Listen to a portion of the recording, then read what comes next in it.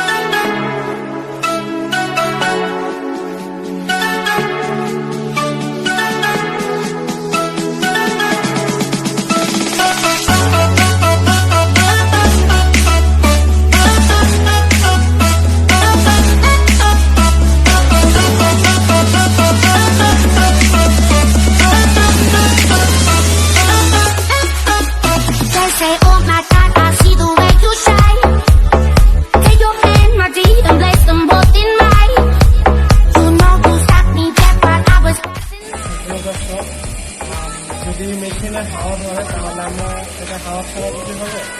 যে আপনার এখন ধরেন যে আমার মেশিনে হাওয়া দিচ্ছে, এখন আমি বারবারের কাছে একটি মেশিন করবো আর মেশিন থেকে হাওয়াটা আস্তে আস্তে বের হবে।